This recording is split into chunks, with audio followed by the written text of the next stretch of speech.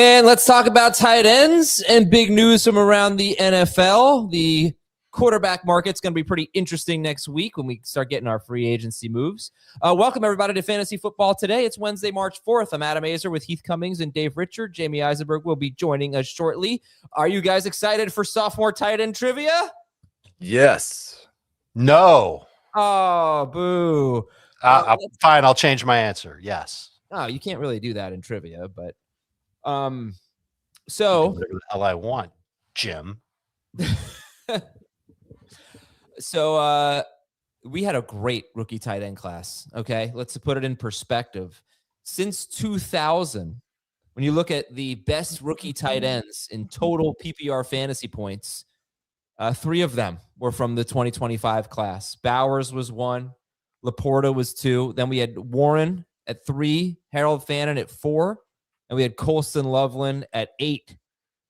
So 3 of the top 8 the total PPR fantasy points from a rookie tight end in the last 25 seasons belong to this most recent class. If you want to look at yards, we have 4 of the top 10. We have numbers 5, 6, 8, and 10. Tyler Warren, 5th with 817 yards. Fannin, 6th. Loveland, 8. And Oronde Gadsden had a really nice year. He had the 10th most yards for a rookie tight end at 664 since the year 2000. Your top 4, by the way, are Bowers, Pitts. Both of them went over 1,000 yards. Jeremy Shockey and Sam Laporta. So Heath, just to reflect on a fantastic year, and I guess not a huge surprise because they kind of lived up to the hype. I would say they exceeded it. I would say they exceeded the hype in terms of fantasy. What would you say?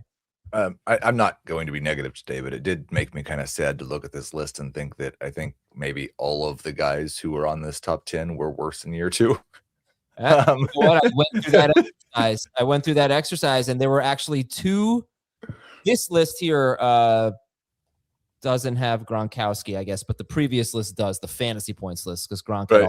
So let's look again at the top 10 best rookie tight end seasons since 2000. It's Bowers, Laporta, Tyler Warren, Fannin, Pitts, Ingram, Shockey, Loveland, Gronkowski, and Freiermuth. Well, you can take out 3 of them because 3 of them are rookies, but of the other 7, only 2 of them scored more fantasy points the next year or averaged more fantasy points per game the next year. And it was Shockey and Gronkowski. It's been a very long time.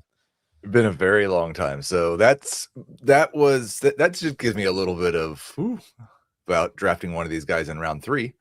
But no, I think it was the greatest rookie tight end class ever.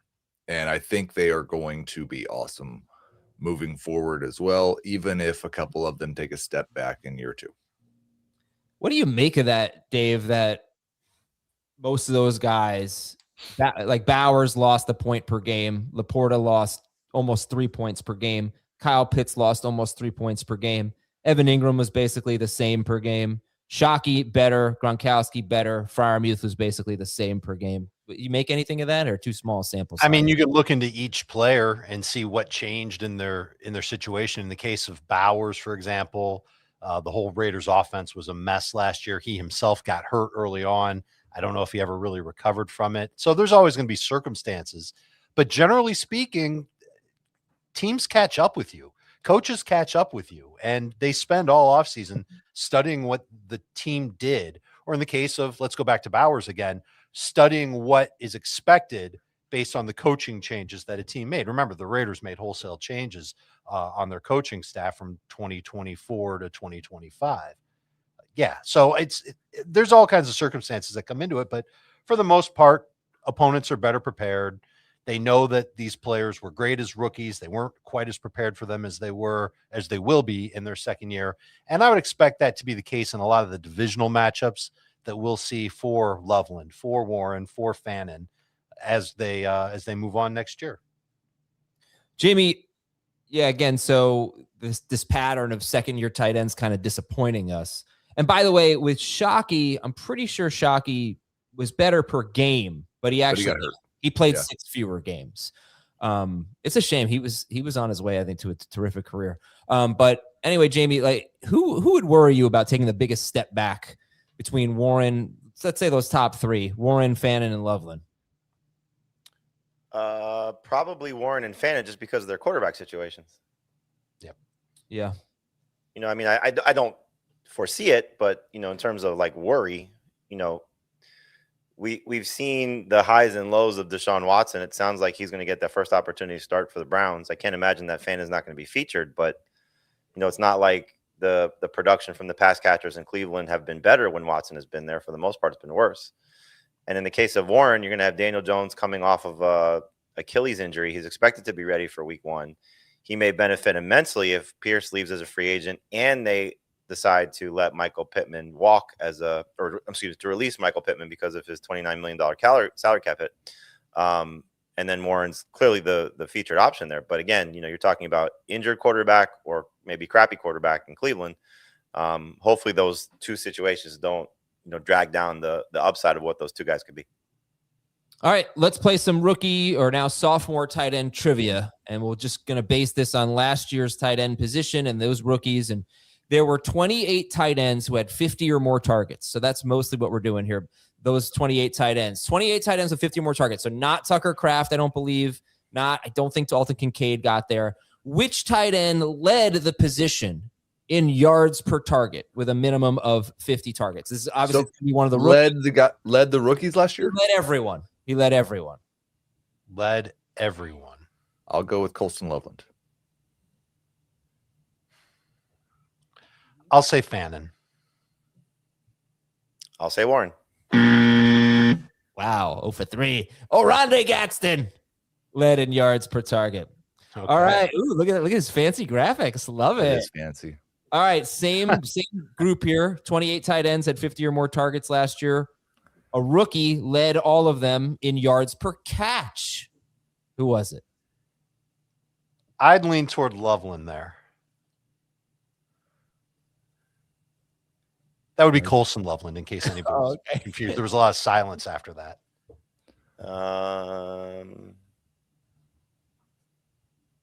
Probably somebody obscure. Terrence Ferguson.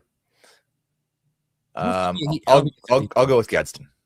Hey, Heath gets it. It's Gadsden. Oh, Ferguson had 50 plus targets. Yards per target and yards per catch leader, Rondé Gadsden. Big play machine.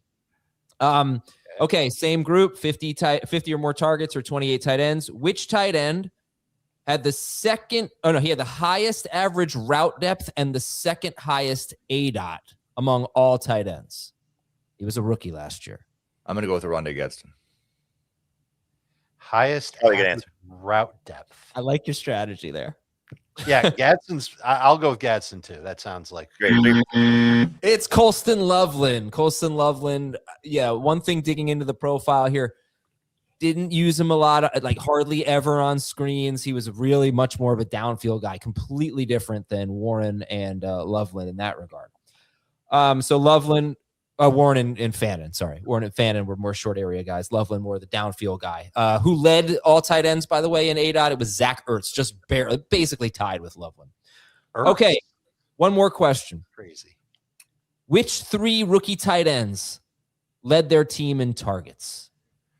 Fannin's easy. Led their team. You say Fannin's easy. He led the team in targets by 1, which surprised me. But yeah, led their team in total targets for the season. season. I guess Warren has to make that too. He led also by 1. Warren did. All right. And then there's a third rookie tight end that led their team in targets. Yep. Kind of unbelievable. I'll go Mason Taylor. Mason Taylor. Good job, guys. All right. Those 3 rookie tight ends led their teams in targets. Mason Taylor for the Jets, Tyler Warren by 1, and Harold Fannin by 1. Way to go. Heath, what's coming up on Beyond the Box Score? I'm not on the Beyond the Box Score. So I think Beyond the Box Score is still going, by the way, from yesterday. It is, currently I think it's just a live feed now. It's like in their bedrooms. Yes. So Dan's kitchen, yeah. We're moving into rookie coverage, trying to get a top 12 put together. And I think maybe during the combine, it got easier to have a top 10. But figuring out 11 and 12 and where Ty Simpson's going to be drafted, we're just working through the rookies. Beyond the Box Score dropped a 3-hour episode yesterday. That's what I was going to say. They have their own YouTube channel now. So just, subscribe to the Beyond the Box Score YouTube channel. and they meet and they go so in depth. So it's a terrific resource. I hope so. Well, but they do a great job. And FFT Yep. Dynasty also. These are going to be great ways to get ready for the NFL draft. So, all right, let's move on to let's take a break. We'll take a break and we'll answer some questions about sophomore tight ends. I'll get you to rank the top 3. It's going to be a really fun debate for months to come. We'll be right back on Fantasy Football Today. This is why we do this every March. Major slam! It is a basketball party. It's March. Expect the unexpected. All right, let's rank the top 3 sophomore tight ends for next season. Jamie, go. Loveland, Fannin, Warren. Loveland, Fannin, Warren. Heath, go. They're all in the same tier, but I'll say Loveland, Fannin, Warren for now too. Dave? You guys are way off. It's Colston, Harold, and Tyler.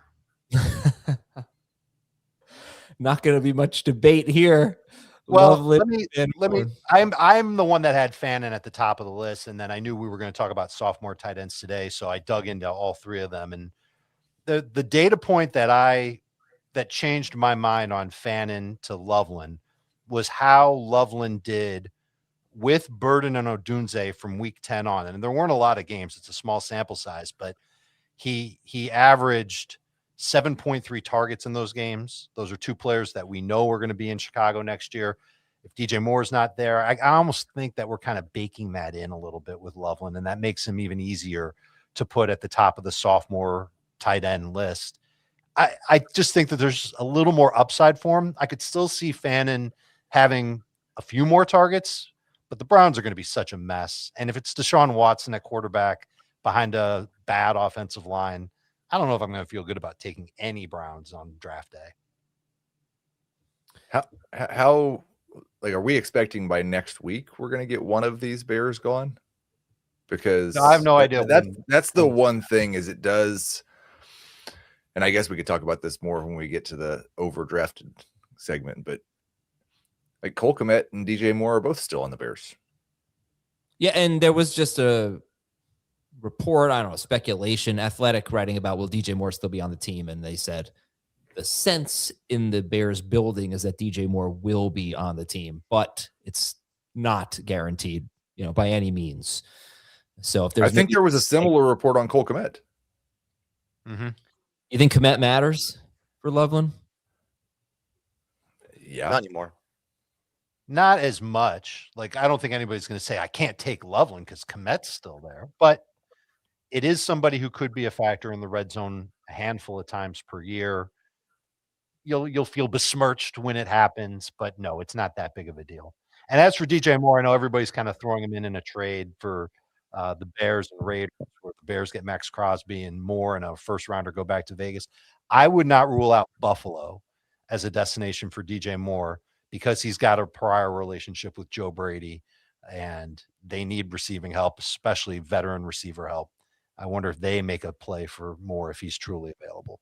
Well, I think it's certainly interesting what happened yesterday because now that Alec Pierce is free, essentially, he can sign with anybody. Mm-hmm. And A.J. Brown's name is getting talked about more and more.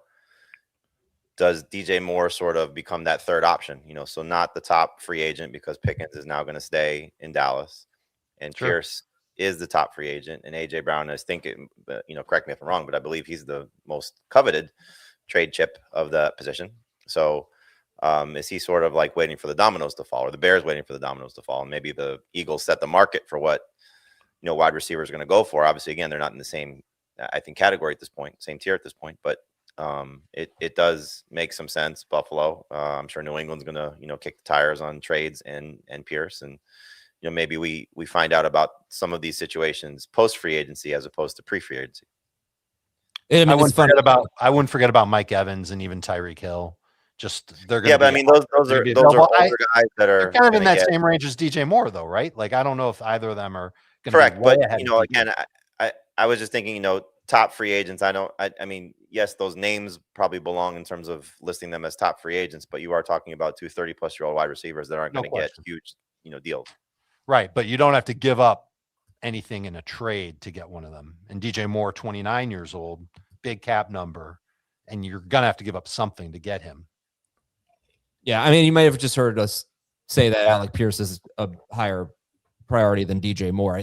He's 3 years younger. But DJ Moore has 4 seasons of his career with 1,100 or more yards. Alec Pierce has never done that. I think if you just wanted a guy for 1 year, I would guess people would be more in on DJ Moore than Alec Pierce. But age is obviously part of that. Okay, back to the discussion here. When you evaluate these guys and you look at, one guy's on the Bears, but fighting for targets, whereas the other guys are on the Browns, who I think were the second lowest scoring team in football last year. And in the Colts, who were one of the best. In fact, with Daniel Jones, they were actually the highest scoring team in football. So I wonder how people actually. I still feel like people are going to have questions about their offense, as Jamie kind of alluded to earlier. Even though, again, they were the highest scoring offense in football with Daniel Jones. I think they were 8th. First 9 games, they were great. Then he broke his leg. Yep. And he was playing on a broken leg, and then he tore his Achilles. But this Daniel Jones talking about. But anyway, like Dave, how much of that will be part of your thought process when you're going, do I really want to gamble on a guy on the Browns? Do I really want to gamble on a guy on the Colts? I got this Bears offense. Like, what's that factor for you? I mean, it's obviously a factor, and it's a lot easier to take somebody on the Bears or the Colts knowing what the potential is of those offenses. But then you look at Cleveland, and 5 minutes ago, I just ran through all the problems that they have, and they're going to be problems that they're going to have all offseason long. They've got salary cap issues. They're going to have a hard time fielding even like an average team. I think I'm very nervous about the Browns' prospects for next year, but they do have a player who's very athletic and is going to get a lot of targets, and the team will be playing from behind. And Todd Monken is a great coordinator and play caller.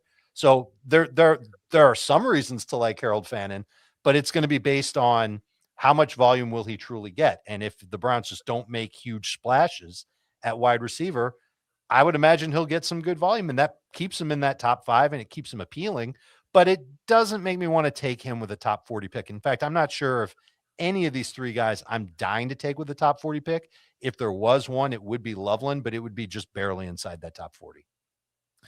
I don't know. Look, the situation in Cleveland's obviously bad. I don't know if it's like, oh my God, it's so much worse than it was this past year. It was awful, and he obviously was great. And so I think anytime you look at, he was great for a rookie. He was number 8 per game. He did have a really good year, but most of it was like all the non-Njoku games, and Njoku's not going to be back. But again, like if the offense doesn't get any better, how much better is Harold Fannin going to get? I think the maturation process, the loss of Njoku, better play caller, maybe different play caller, not better, but different play caller.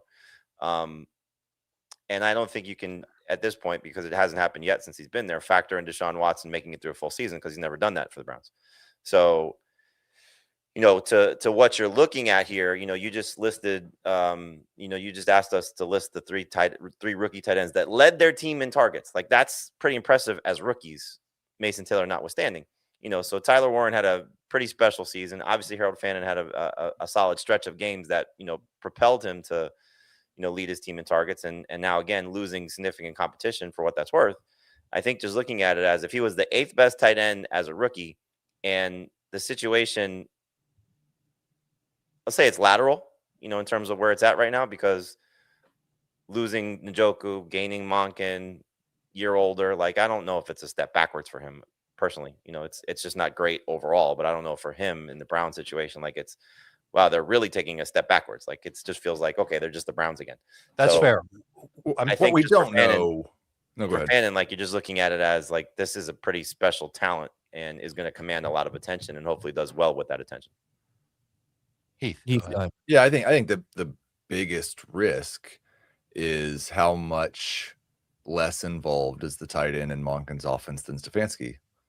And maybe not that much, because Monken's had a lot of tight end involvement in his offense in the past. It's just nobody has done what Stefanski and guys that have come, and Petzing have done the last few years.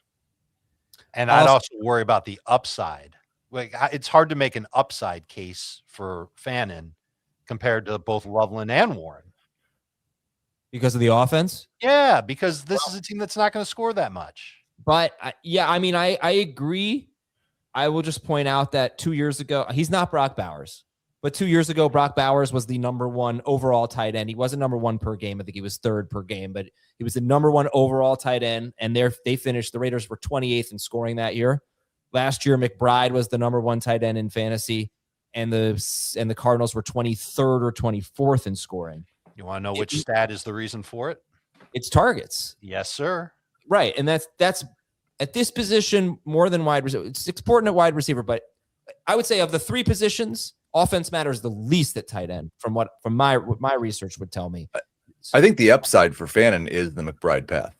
It's just that he gets so many targets because McBride hasn't been like, he did score a lot of touchdowns last year, but he hasn't been very efficient on a per target basis, never better than 8 yards per target. He's just been good.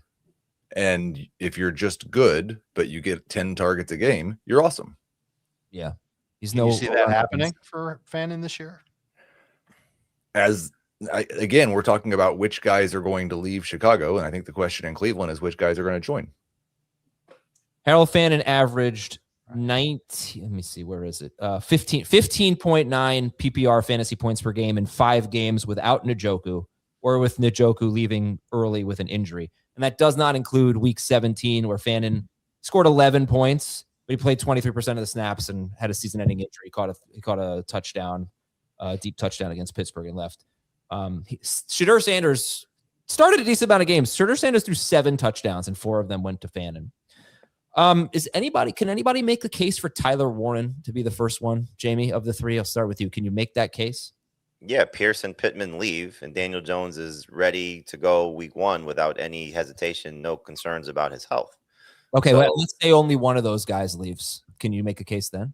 Yeah, I mean, look, it's one less productive player on the roster. You know, Michael Pittman's had a very solid career. He may not have been a superstar or be a superstar, but he's been a solid player for the Colts. And Alec Pierce was a huge part of their offense last year and a significant piece of what I'm sure they're hoping to do for 2026, which is why they want to resign him still. So, you know, if one of those guys is gone, then I think Warren's easily, look, he already led the team in targets last year with those guys on the roster, you know, so it's only a step further of him, another step in the direction of him getting better in his sophomore season. So I think when you look at all three of these guys, like Heath said, they all belong in the same tier. It's a matter of, you know, do you want to buy the first guy in the tier or wait for the last guy in the tier? How soon do you want to jump into it? Like Dave said, you know, they're probably going to be, I would say at worst case, top 60 picks. Yep. And so do you take the chance on one of these three guys or wait out a little bit longer and see where Kraft goes, where Laporta goes, or Pitts, I guess. And then sort of, you know, wait till the greater late options or the late options start to come into play. I think just in the case of Warren, we'll see in the next month what's happening with Pierce and Pittman, and then we'll see come August what's happening with Daniel Jones. And I think Riley Leonard showed in I believe it was maybe just week 18. He looked decent, you know, and it was a surprise that they, you know, ran to Phillip Rivers out of retirement so soon as opposed to maybe giving Riley Leonard an opportunity. I know he was banged up right when Daniel Jones got hurt also, but it just felt like, okay, maybe a more athletic player in this offense, more athletic quarterback in this offense was better suited for what they were looking for, especially with some of the offensive line concerns they were dealing with that time, that they might have been better off, and maybe the receiving options would have been better off. So I don't know if it's just, okay, Riley Leonard will be okay in the short term.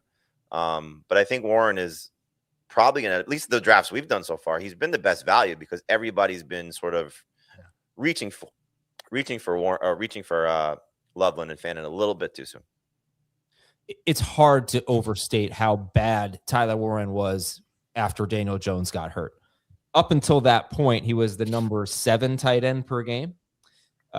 He was actually Warren got off to a great start. First 7 weeks, he was the number 3 tight end per game. He averaged 14.5 points per game. And then he struggled a little bit. The next 5 games, he was the number 10 tight end per game, averaged 11.1 PPR fantasy points per game. It's still solid.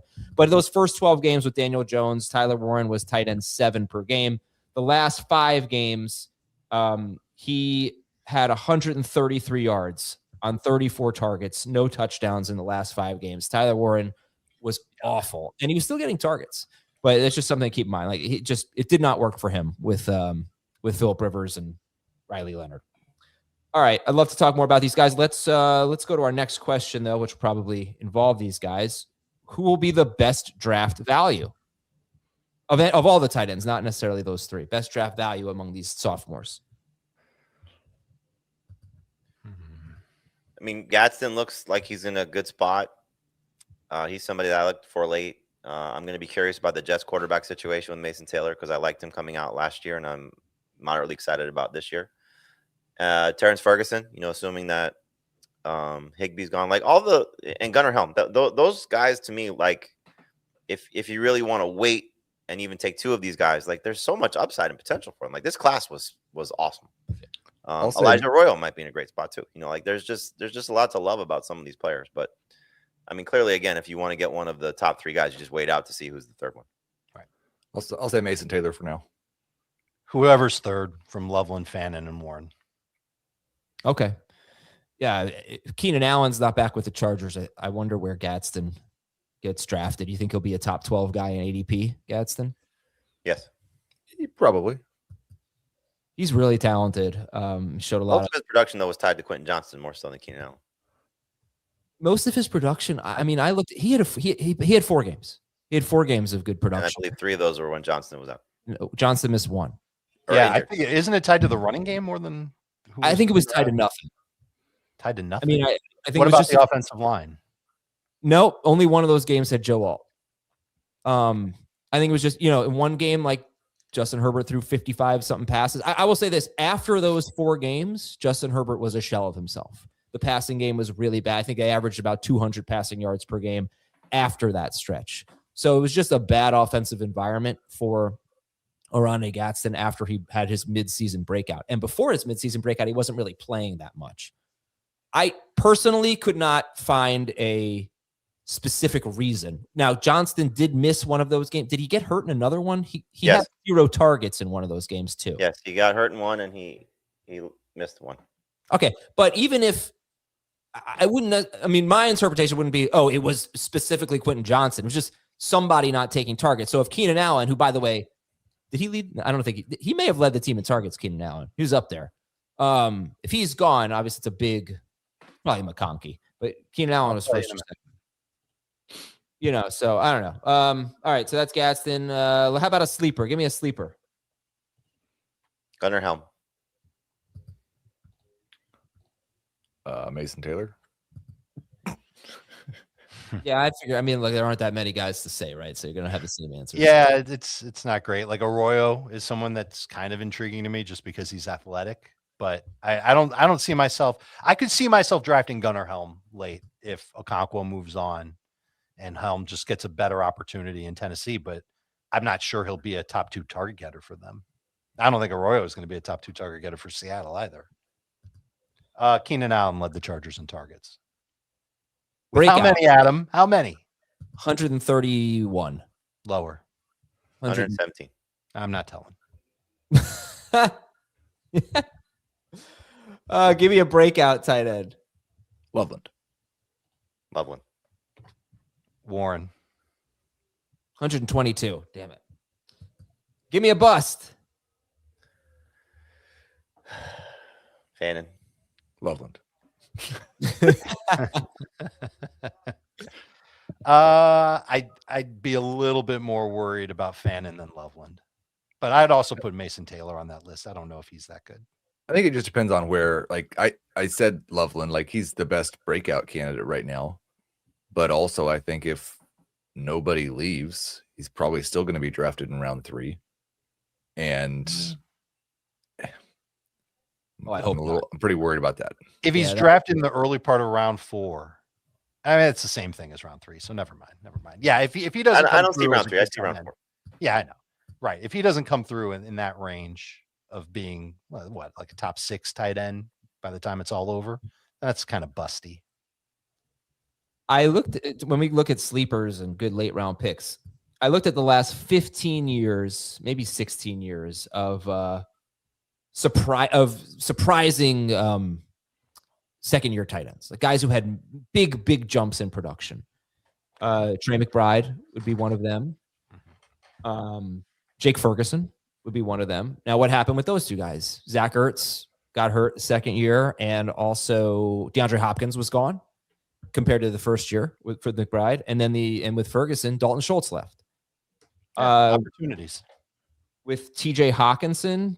Kenny Golladay was there the year before. Kenny Golladay played 5 games in Hawkinson's second year. with Mark Andrews. They had John Brown and Michael Crabtree the year before. Those guys were gone in Andrews' second season. They did have Marquise Brown, but he didn't have the same amount of targets as those guys. Richard Rodgers for the Packers had one year where he averaged 10 fantasy points. That was his second year. It was much better than his previous year. That was your Jordy Nelson tore his ACL. And also Andrew Quarles played only 5 games that year, another tight end. Jimmy Graham went from 6.5 fantasy points as a rookie to 18.4 as a sophomore. In his first year, they had Jeremy Shockey and they had David Thomas. So they had like 3 tight ends who were involved. In his second year, Shockey was gone. David Thomas played 5 games. So there was a common theme of usually a tight end, but sometimes a number 1 wide receiver not being there or getting hurt the next year. And who would that be? I think Gunnar Helm, right? Because Okonkwo is a free agent. Anyone else? I can't really make that case for Mason Taylor. Ferguson. But Parkinson, like Higbee barely played. Parkinson is still there, right? He's under contract. I don't think they're getting rid of him, but he does carry a high cap number. They could save some cash. But they're going to play 3 tight ends again a lot. And he's going to be on the field a lot. And I mean, toward the end of the season, before he got hurt, like he had 3 games in a row with a touchdown. Like there's just a lot to like about what his upside is. Right, but I don't know what his target volume is going to be. Sure. No, I mean, that's going to keep, his value way down. But that's a guy, like, again, it could be a surprising injury like Jordy Nelson. I know that happened in the preseason, or Kenny Golladay playing 5 games. If Devontae Adams or Puka Nacua miss time next year, Ferguson could be in a good spot. By the way, they play a 3 tight end set, 30.5% of their snaps, the Rams. Number 2 in the NFL was Pittsburgh at 13.2%. Mm-hmm. Oh, Arthur Smith is so jealous. The Rams are 3 tight ends, like 2.5 times as much as the next post. Yeah, I'd like to dig in a little more to how good that actually is for having a good fantasy tight end. Like, I'm not sure that having 3 tight ends on the field a lot is necessarily good for one of them being good for fantasy. Nope. I just don't know what a lot is, because I think the Cardinals did 30% is a lot. Well, yeah, I know that's a lot, but is 13% a lot? Because that's second most. I would say if it's the second most, it's a lot. It doesn't seem like that much. I have like no hope for Elijah Arroyo, unfortunately. Why? I mean, he had 26 targets and 13. He had 2 targets per game. Yeah, That's sure. a massive jump. And if they get rid of if they get rid of Barner, but they're not going. They're not getting rid of Barner. That's not happening. I don't know. What happens if Kupp leaves or Kupp gets hurt? Yeah, I've maybe seen that before. Maybe that opens the door for Arroyo. Look, you're not going to draft Arroyo with anything more than like your last pick anyway at this point. But there are very lean pathways for him to maybe become a factor in fantasy. And I think one of it would be the Seahawks would have to throw more. They were the number 1 defense in the NFL, and they were 8th in points per game offensively. They were 29th in pass attempts.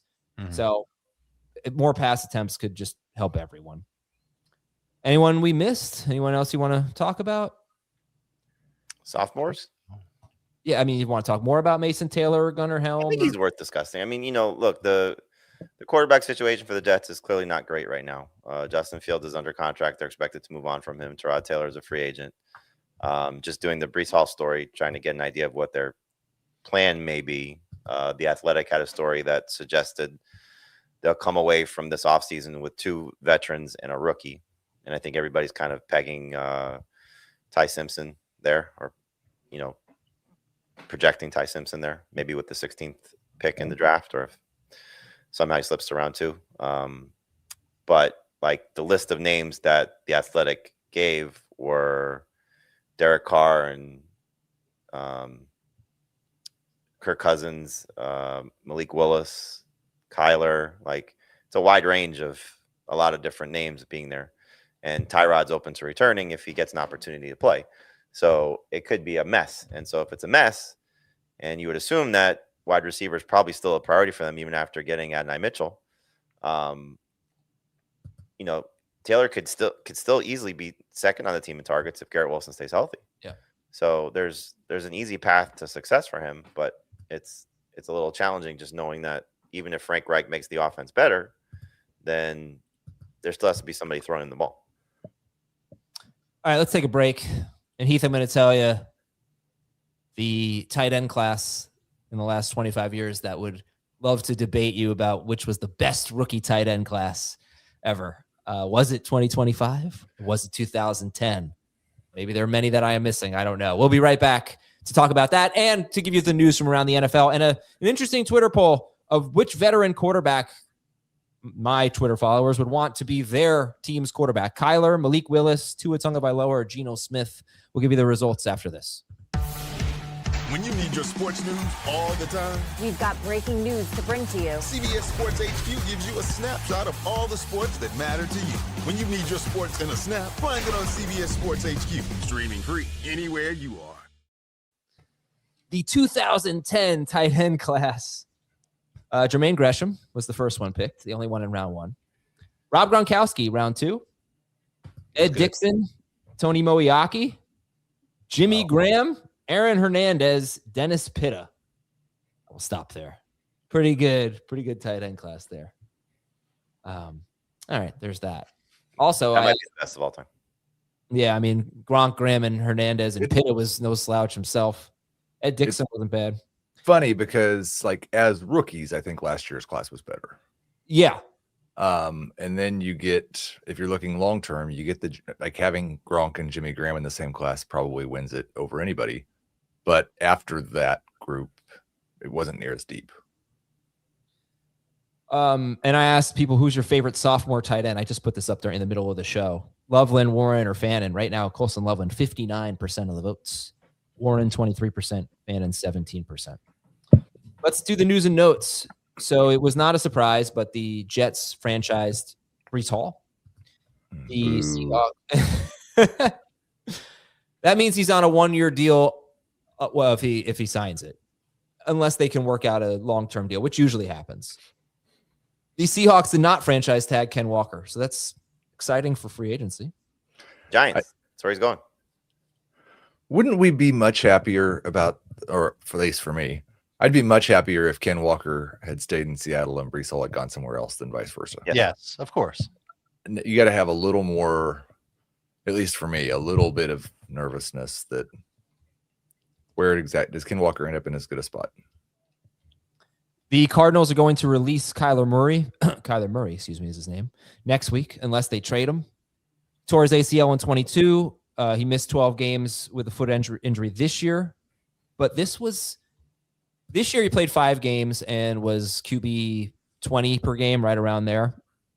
His rookie season, he wasn't a top 12 quarterback per game. The other 5 seasons, he was a top 12 quarterback per game. Kyler Murray. How does Thomas feel about Kyler Murray going to the Vikings? Awesome. Well, let's let Thomas vote in the poll. Thomas, bring the poll up. Let's assume the Colts keep Daniel Jones and he's off the market. Your NFL team needs a quarterback. Which one of these guys do you pick? And sorry, I only have room for 4 quarterbacks. Kyler Murray, that's who Thomas voted for. Malik Willis, those guys both have over 40% of the vote. Kyler has 49%. Tua Tagovailoa and Geno Smith getting about 4 or 5%, 3 to 5% of the vote. Thomas, you voted for Kyler. Would you be excited about that?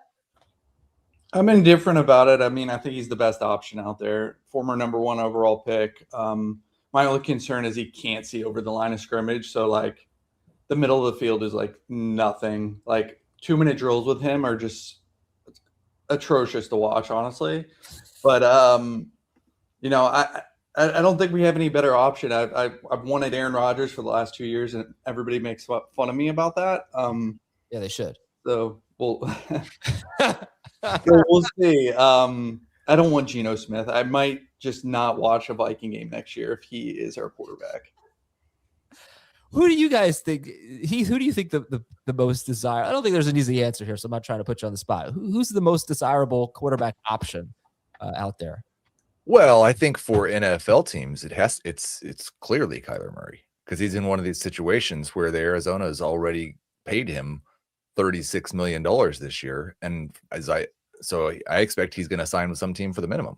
All right, let's take money off the table, just in terms of quality. Who would you go for? I'd probably still favor Kyler. I think you should have left Daniel Jones on this poll and just polled Daniel Jones versus Kyler versus Malik Willis. I think that would have been interesting. I certainly think And the poll I ran yesterday was Kyler Murray at his cost or Daniel Jones at his, and it's obviously Kyler then. Mm-hmm. I'll do Kyler, Malik Willis, Daniel Jones right now. Dave, who would you pick? Who's? It doesn't have to be those three, but which available or potentially available quarterback would you want? If I'm the Vikings, or just if you're in a blanket? Dave's, yeah, in a blanket. I don't know. I don't like any of these options, to be perfectly honest with you. I guess Kyler, but I don't know. Maybe Daniel Jones is who I'd pick, actually, just hoping that he can come back from the injury just fine, and by October he rounds into the form that we saw last year. Yeah, change my answer. I'll take Daniel Jones. Jamie? It so depends on which team we're talking about, though. Right. Oh, well, if I'm Minnesota, I would probably want to get Mac Jones. Right. Yes. It's a great The problem with that is the Vikings have so many holes to fill. They can't just give away their picks. Like, I saw a report that the 49ers want a first. I don't even know if they're not going to give that. I don't think anybody's giving them a first for Mac Jones, but I think if but you're setting the precedent of like, I want a first. Okay, I'll give you a second. I don't even think the Vikings can afford to give away a second round pick. No, but you also say they have so many needs. That's a pretty glaring one. It's quarterback. So yeah. How come you don't want Kirk Cousins back? Man, I love Kirk Cousins, but the last year he just looked like he lost a lot of his arm strength. Like, Kirk was all about like slinging it on time and stuff and like ripping the ball. And I don't think he can do that anymore. I guess if they really think McCarthy can become something, then Kirk wouldn't be bad for a couple games. But I don't think I don't think he's a 17-week starter anymore. Yeah. That's the thing with a lot of these guys. They're set up for failure. There's like a good young quarterback behind them or something, but I don't know. I always think that Thomas has a giant spider above his head when he has this view. Is that a fan? No, it's a light fixture. Oh, okay. Yeah. All right. But the thing with Kyler from a fantasy standpoint, guys, is he could still run for close to 600 yards. Right. Well, fantasy is different. Like fantasy, Right. He's clearly the best. I don't know. I mean, is he better than Malik Willis? Because he could run pretty damn well too. I mean, that's a fair question. I think at least you've seen it from Kyler. So you illustrated. He's been a very good fantasy quarterback for the majority of his time as a starter. You hope that's the case for Malik Willis, and obviously, if you're putting them in the same offense as Willis, by all accounts, based on everything you saw in the games that he's played, and by the reports you're like, he may be the best running quarterback right now in the league. Like, he just has that much potential. So he played 64% of the snaps at the Bears in week 16, completed 9 of 11 passes for 121 yards and a touchdown, rushed for 44 yards. This is Malik Willis, 15.2 fantasy points in 2/3 of the game at Chicago. Week 17, he got hurt late. He played 83% of the snaps against the Ravens, but he started this game. He scored 33.5 fantasy points. He rushed for 60 yards and 2 touchdowns. He was 18. Dave remembers that game very well. Oh, yeah. He was 18 of podcast league. Yes. Oh, man. 18 of 21. So in 2 starts, or no, not 2 starts, 1 start, but 2 games where he played most of the game, 27 of 32 with 2 touchdowns, no picks. And I watched all those throws, and I didn't see a ball that was even close to being intercepted. Maybe I missed one, but he didn't put the ball in harm's way. He made some really good throws. Tape was much better than Kyler Murray's, for what it's worth. Yes. Last year. But I would have voted for Malik Willis. I don't know. It's such a small sample size, but he and Kyler are going to be really intriguing for fantasy purposes because they both can run. As soon as they have starting jobs, they're both going to be in the conversation for borderline top 12. Yeah. Especially if Willis ends up in a good situation. Like if he goes to the Jets or to the Dolphins, like it's not the most ideal. The Dolphins make so much sense because of who's running the team now. Like they obviously know him and have the best track record with him. We also are talking about a guy that couldn't beat out Ryan Tannehill, Will Levis, or for what it's worth, Jordan Love, which was never going to happen, but, had a hard time beating out some pretty mediocre quarterbacks. Is he going to be consistently good, especially without LaFleur at the helm? I'm stuck with this internal debate of how do we separate the Baker Mayfield, Sam Darnold, Daniel Jones of the world from the Russell Wilson, Aaron Rodgers, probably Geno Smiths of the world. When do you know a guy is done? Because I think a lot of times the NFL will tell you when a guy is done. That's why I wasn't so optimistic about Russell Wilson last year. It's like the Broncos didn't want him. Steelers didn't want him. Justin Fields. The Bears didn't want him. The Steelers didn't want him. But the guys you brought up that aren't done in your mind, didn't they all go through that same thing? Yes. Or the NFL told you that they were done? That's what I'm saying. Yeah, but those guys all went through the same thing of where they went. They went to pretty good coaches to get, I think, a good understanding of maybe how to play the position. Baker Mayfield spent some time with Sean McVay. Daniel Jones spent time with Kevin O'Connell. Sam Darnold spent time with Kyle Shanahan and Kevin O'Connell. I mean, they've all gotten good coaching in their quote unquote, purgatory situations, where they weren't starting options and just being backups. Like, I think that matters, but Josh Allen and Jackson Dart would tell you that Brian Dable were good coaches, right? And didn't work for Daniel Jones. Well, I mean, I think for 1 year it did. Right. It's a good point. Just, I wish it were easier. I wish it were easier. Well, I think like if in Kyler's situation, like Heath alluded to, the cost here is so conducive to every team that it needs a quarterback right now that they should be begging for him to come. Now, if you're Kyler, you have your pick of several teams, you would assume. Like if you're looking at Minnesota and the Jets, I don't think resurrecting your career is going to the Jets. Yeah. To me, it's I'm going to go attach myself to Kevin O'Connell and Justin Jefferson and hope for the best. And look, if he stinks, clearly he's going to stink on a bad situation. But if he can't beat out J.J. McCarthy and get better coaching and have better weapons around him, then he just is what he is. Who's the best quarterback for Garrett Wilson, for Justin Jefferson? These number one receivers. Joe Flacco. Yes, thank you. I would say of the guys who might be available, I would probably take Mac Jones. I don't think Mac Jones is available. Well, he's available in trade. You have to trade for him. So right, Tua is in the same boat, and that was on Adam's list. So is Geno Smith. So they're not free yet. Well, right. But Tua is expected to be released. I mean, if somebody's going to pay that salary, I wouldn't want Tua. Tua will be another guy that'll basically be free once he's released. Mm-hmm. Right. No, the Dolphins are going to pay that salary. Right. Yeah. So somebody can just be able to sign him for the minimum. Geno might be the same situation. This one's tough too. I don't know. I really don't know. Yeah, I think it's. I mean, you want a pocket passer that's going to, allow guys to make plays down the field. We've obviously seen it with Joe Flacco. You saw it with Brian Thomas for, with Mac Jones there. He was good for the 49ers last year and helping their receiving core play well. So, again, you want guys that are going to have opportunities to be coached well and, make plays for their pass catchers. So Kyler has been one of the worst downfield throwers in the NFL for the last 3 years. That's the biggest difference in his career is he made a lot of big plays with DeAndre Hopkins. Since he lost DeAndre Hopkins, he's been horrible. And some of it's, I think a lot of it's on him, but yeah, I mean, look, Marvin Harrison Jr. had a really bad drop when he was wide open on a deep ball last year. That would have really helped Kyler's numbers, but man, there were some horrible throws. His off target rate on throws of 20 or more air yards was 43%, which is insanely high. So that's just something to keep in mind. That's been the biggest issue for Kyler is he's missing the explosive plays over the last several and there's also the indictment of what Jacoby Brissett did when he got his opportunity to play. That offense turned around in a major way when Kyler Murray wasn't on the field. And that's what's making it easy for Arizona to get away from Kyler Murray. Yeah. It's clear as day. Once Kyler got off the field, Jacoby Brissett got in there and he operated that thing. They looked good. They were competitive.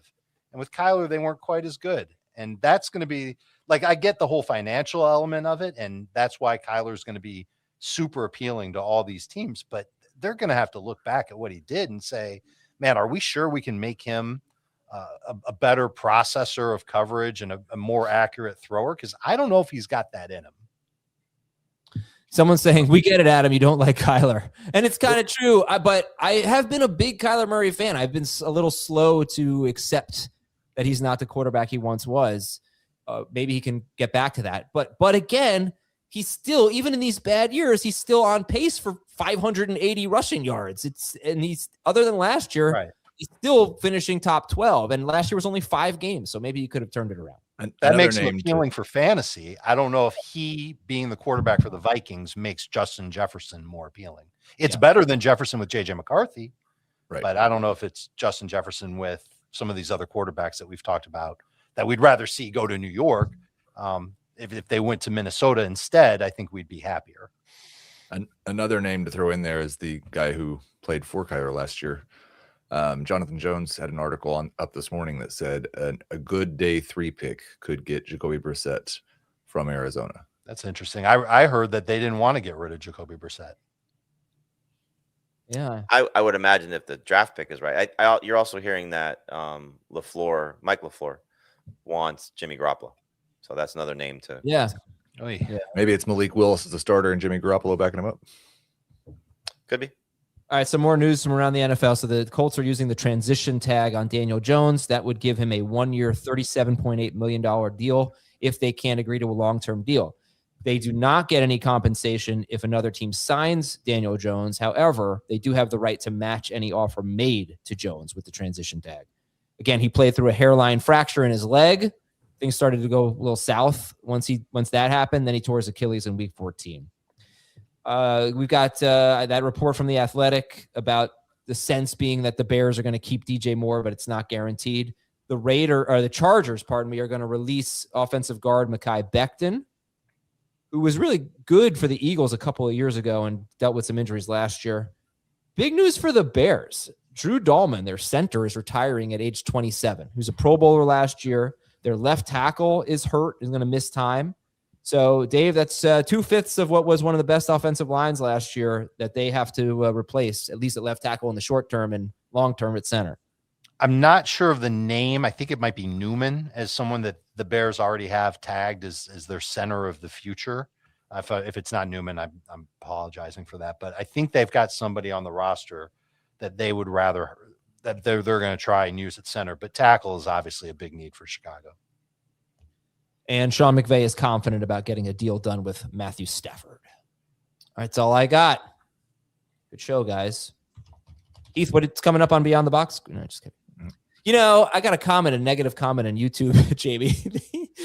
Thank you for this. I think it was from Monday's show. It was like, why is this guy promoting their podcast? He doesn't even know which one Ryan Wilson hosts. Also doesn't know which one Heath Cummings hosts. Yeah, that's true.